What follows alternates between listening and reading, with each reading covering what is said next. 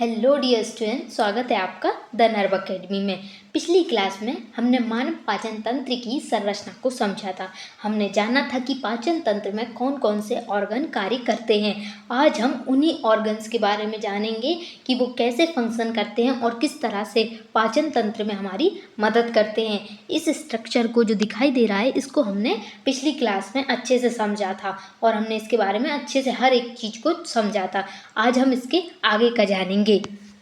सबसे पहले हम शुरू करेंगे बकल कैविटी यानी कि मुख गुहा के बारे में। बकल कैविटी के अंतर्गत 3 चीज़ों को रखा जाता है। पहला है दांत, दूसरा है लार ग्रंथियां और तीसरा है जीभ। इन तीनों चीज़ें से ही मिलकर बनती है बकल कैविटी यानी कि मुख गुहा। दांत के बारे में हम पढ़ेंगे, लार ग्रंथि के बारे में पढ़ेंगे और जीभ के बारे में भी पढ़ेंगे। यहाँ पे लिखा हुआ भी है, मुख गुहा में दांत, जीभ और लार ग्रंथियाँ होती है, यानी कि बकल कैविटी के अंदर इन तीनों चीज़ों को ही रखा गया है। हम अच्छे से इनके बारे में जानेंगे। तो सबसे पहले हम जो है दांत यानी कि टीथ के बारे में जानेंगे। तो चलिए शुरू करते हैं। हम पढ़ने जा रहे हैं कि दांत के बारे में। तो हमें ये भी तो पता होना चाहिए कि स्टडी ऑफ टीथ क्या कहलाती है, दांतों का अध्ययन क्या कहलाता है। तो हम इसके बारे में पढ़ने वाले हैं, तो ये हमें पता होना चाहिए। तो दांतों के अध्ययन को कहते हैं डोंटोलॉजी। ये यहाँ पे लिखा हुआ है डोंटोलॉजी। इसमें जो लिखने में आता है वो ओडोंटोलॉजी आता है, लेकिन जब हम इसको पढ़ते हैं तो हम इसे डोंटोलॉजी पढ़ते हैं।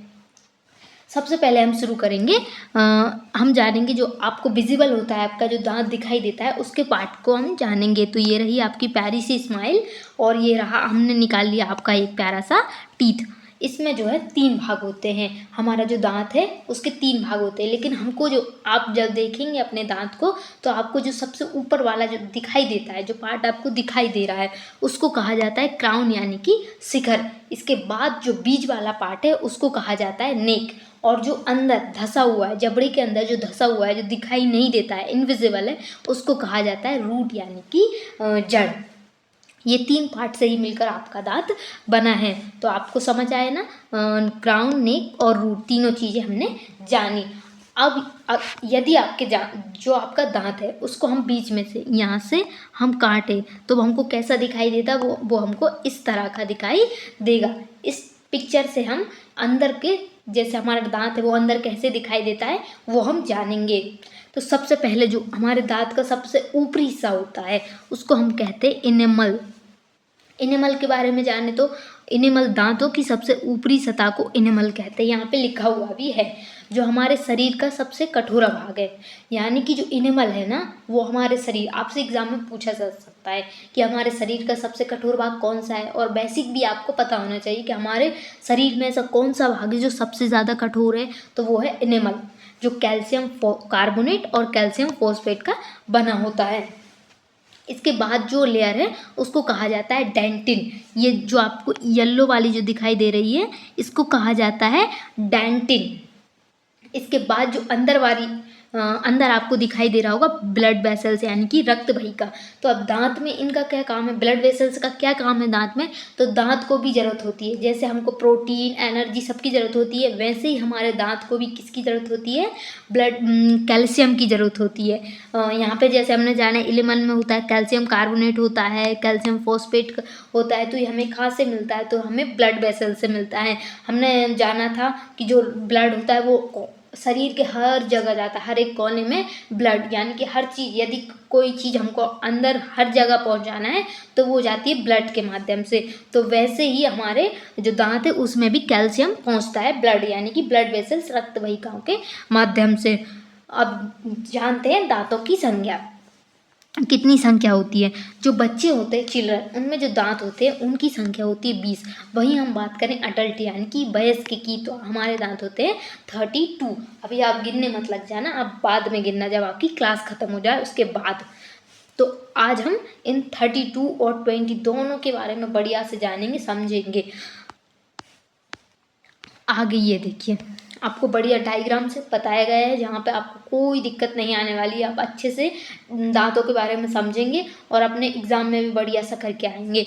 तो सबसे पहले हम जानते हैं अपर जो, यानी कि जो ऊपरी जबड़ा होता है। अब जब आप मुँह खोलेंगे तो जो एक जबड़ा होता है वो ऊपर होता है, एक जबड़ा होता है वो नीचे होता है। यानी कि जो ऊपरी जबड़ा है, अपर लो है, उसमें दांतों की संख्या कितनी होती है? उसमें दांतों की संख्या होती है 16। वहीं बात करें निचले जबड़े की, तो निचले जबड़े में भी दांतों की संख्या 16 होती है।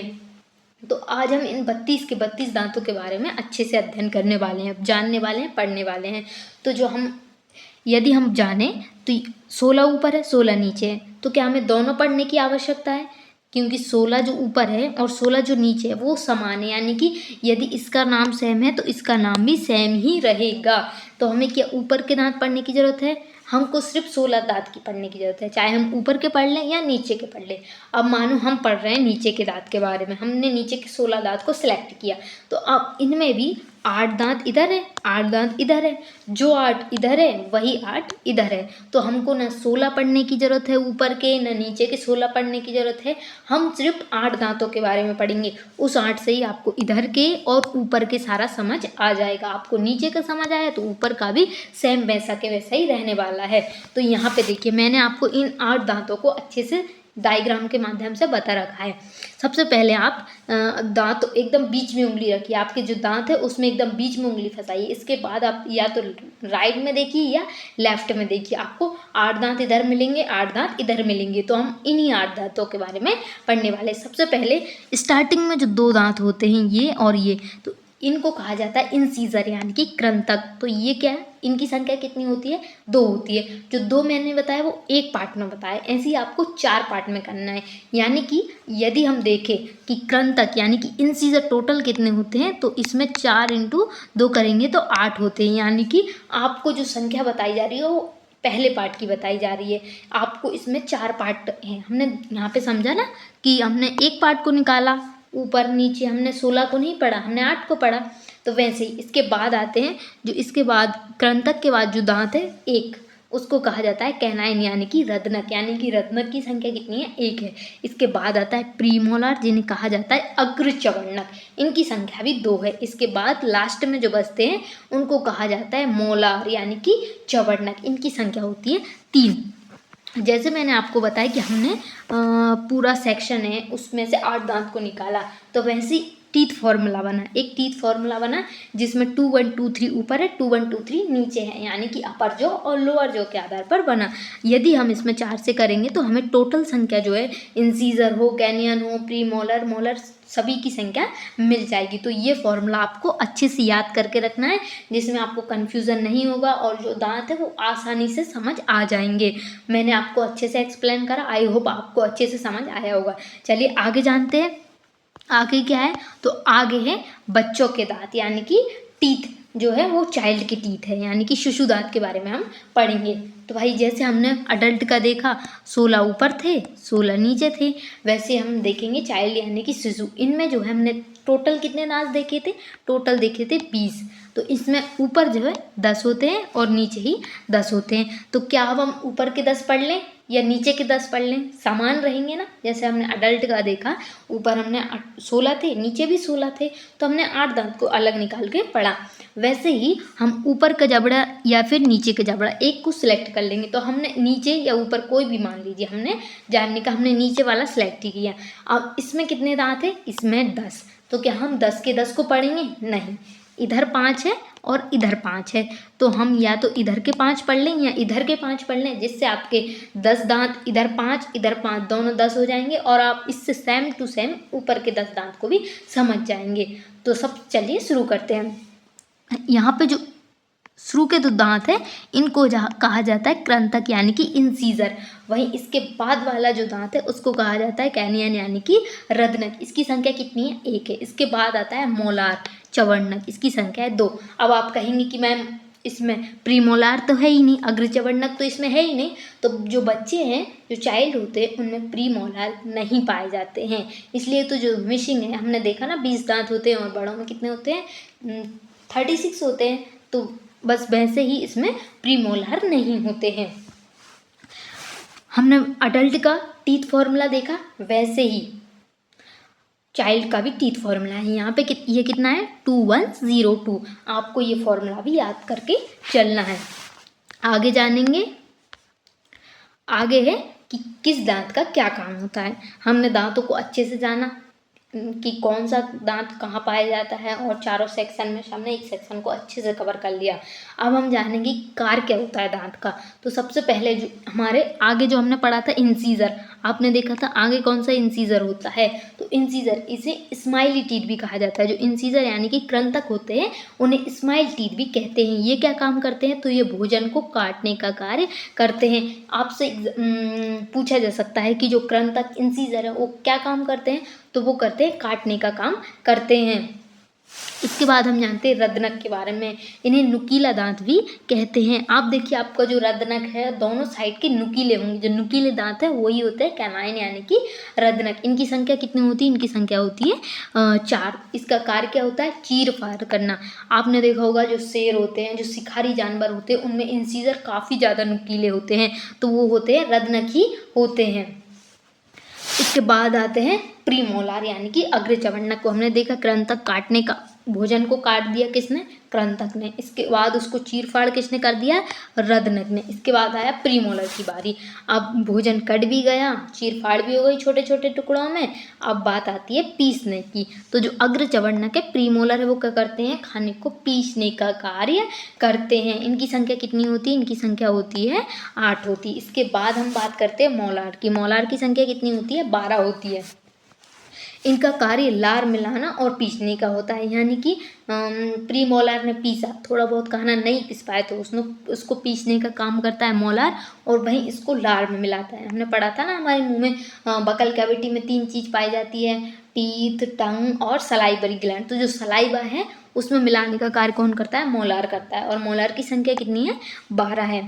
तो यहाँ हम एक जैसे ये रोटी है आपने खाई, इसको काटा किसने, कृंतक ने इसको काट दिया। अब इसके छोटे छोटे टुकड़े हो गए। अब इसको चीर फाड़ कर दी और छोटे छोटे टुकड़े हो गए। इसके बाद इसको पीसने का कार्य कर दिया किसने, प्रीमोलार ने। अब ये थोड़ा बहुत रह गया तो इसको मोलार ने पीस दिया और इसको मिला दिया लार में। तो अब आपका खाना अंदर आप खा सकते हैं। इसके बाद आगे देखते हैं, आगे क्या है, आगे है मानव दांत की विशेषताएं। यानी कि भाई आपके जो दांत है वो उनकी विशेषताएं क्या है, आपको पता होना चाहिए ना। तो सबसे पहले आते हैं हमारे जो दांत है वो थिकोडोंट है यानी कि द्रवदंती है। इसका मतलब क्या है, आपने देख आपके दांत कहाँ जबड़े में धसे हुए होते हैं ना, बस उसको ही बोलते हैं थिकोडोंट। इसके बाद आता है विषम दंती यानी कि हेट्रोडोंट। इसका मतलब क्या है, यानी कि आपके जो दांत है वो एकदम सेम है क्या। जैसे हमने देखा था नुकीला, एक दांत हमारा नुकीला है, एक दांत पीसने का कार्य कर रहा है। यानी कि दांत का स्ट्रक्चर आपके दांत सेम है क्या, जैसे आपकी फिंगर सेम है, नहीं है ना, वैसे ही इस हमारे दांत भी एक समान नहीं है। हमारे दांत विषम दंती यानी कि हेट्रोडोंट है। वहीं द्विबार दंती का अर्थ क्या है, डाइफोडोंट का अर्थ क्या है। आपके दांत कितनी बार आते हैं, 2 बार आते हैं, तो क्या हो गया वो डाइफोडोंट यानी कि द्विबार दंती। आप इससे ही समझते हैं, द्विबार दंती यानी कि 2 बार आने वाले दांत। 12 दांत एक बार आते हैं। यानी कि हम कहते हैं ना हमारे एक बार जो बच्चे होते हैं उनमें दांत टूटते हैं और फिर से आते हैं। तो 12 दांत ऐसे होते हैं जो परमानेंट टीथ होते हैं, यानी कि बचपन से लेके अभी आज तक भी आपके दांत हैं, यानी कि वो टूटते नहीं हैं, एक बार ही वो दांत आते हैं। वहीं 20 दांत ऐसे होते हैं जो 2 बार आते हैं। यानी कि हमारे जो दांत हैं वो सारे के सारे नहीं आते हैं, वो पहले 12 दांत ऐसे जो परमानेंट होते हैं, वहीं 20 दांत यानी कि 20 दांत ही हमारे टूटते हैं और 20 ही नए आते हैं। यदि आपका इन 12 में से कोई सा टूट गए तो फिर आपका ब्लैंक ही रहने वाला है, वो दांत नहीं आने वाला है। तो हमने आज अच्छे से दांतों के बारे में जाना कि किस दांत का क्या कार्य होता है। आपको क्लास कैसी लगी आप ज़रूर बताइएगा, और नेक्स्ट टॉपिक आप क्या पढ़ने चाहेंगे वो भी बताइएगा। और आपको कोई भी डाउट हो तो आप मुझे इंस्टाग्राम पर भी मैसेज कर सकते हो। मैं अपनी इंस्टाग्राम आईडी को कमेंट सेक्शन में मेंशन करती हूँ, कर दूँगी। तो मिलते हैं आगे की क्लास में। आगे की क्लास में हम जानेंगे जो हमने बकल कैविटी में 2 चीज़ और देखी थी उनको जानेंगे, और भी ऑर्गन्स को जानेंगे। तो आप चैनल को सब्सक्राइब करके रखिएगा जिससे नेक्स्ट वीडियो जैसे आपको मिल जाए। तब तक के लिए धन्यवाद, थैंक यू।